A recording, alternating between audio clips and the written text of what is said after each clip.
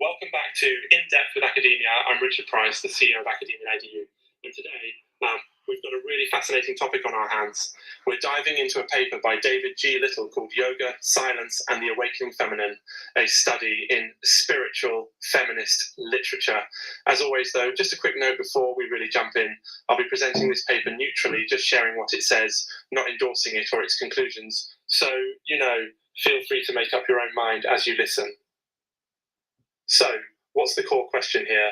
Why does this paper matter? Well, David G. Little is tackling a big one. He asks, what happens when you bring together yogic philosophy, specifically the ideas of silence, awareness, and the concept of Shakti or feminine consciousness, and combine those with the rising field of spiritual feminist literature that M. Dangi has been talking about recently?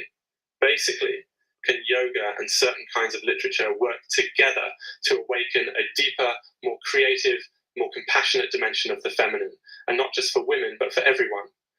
Woo, that's a lot, right? Why should you care about this? That's a great question. The paper argues that whether you're a yogi, a writer, a reader, or just someone who's curious about personal growth or modern spirituality, there's something here about finding your own creative source. Little suggests that in a world that moves so fast and is so loud all the time, we've lost touch with silence, the inner stillness that allows new ideas and even healing to emerge. So, let's look at how Little builds his case. The paper starts with this neat parallel. Both yoga and literature are described as languages of transformation.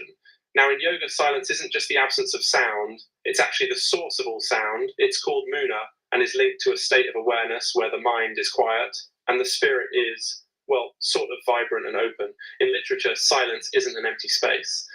It's actually where meaning is born, like the quiet right before a poem finds its first word. Little draws a lot from Swami Munamurti's teachings about the power of sacred silence. And then there's this whole idea from Dangi that writing itself is an act of soul remembrance, which I know sounds kind of mystical, right? But it basically means writing can be a way we reconnect with a deeper, maybe even divine part of ourselves. Now, here's where it gets interesting.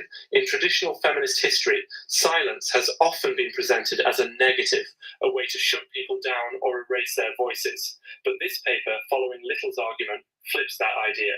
He proposes that in this context, silence actually becomes a kind of divine power, a symbol of potential and creativity. Writers who embrace silence as a creative force might actually tap into the same meditative state yogis seek. Suddenly, writing is like a spiritual practice. Language turns into prayer. The pen is, I guess, a little like a yoga mat. That's my image, not the papers, just clarifying. So, what's the core method here?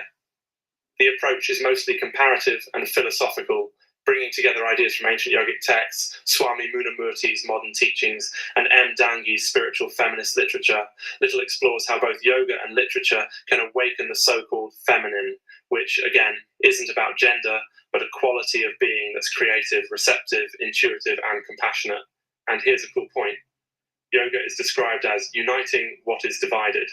So mind and heart, masculine and feminine, even word and silence. Similarly, spiritual feminist literature is about uniting intellect with intuition, letting the rational and the emotional finally shake hands, if that makes sense.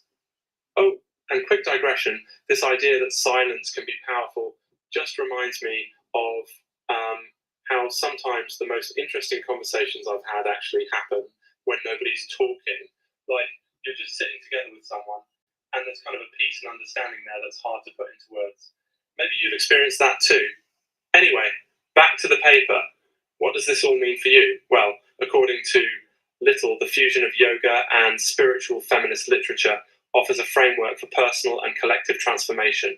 It's not about conflict or, yelling louder than the next person. It's about healing through reflection, about moving from reaction to consciousness. Little suggests this is a kind of sacred activism, a way to change how we relate to ourselves, each other, and even the world, by awakening the creative, compassionate feminine within us all. Again, I want to be clear. I'm not saying this is the answer or the final word. Academic research offers a lens, not a crystal ball. These are insights to try on, see if anything fits, and let the rest well, just drift by. You might find something here that sparks your own thinking, or you might not, and that's totally fine. All right, that's it for today's episode of In Depth with Academia. Thanks so much for joining me as we explored David G. Little's work on yoga, silence, and the awakening feminine. If anything resonated or challenged you, maybe take a few moments to sit in silence and see what arises, just as, the paper suggests. Until next time, remember, academic research is an invitation, not a commandment. Stay curious, stay open, and keep exploring.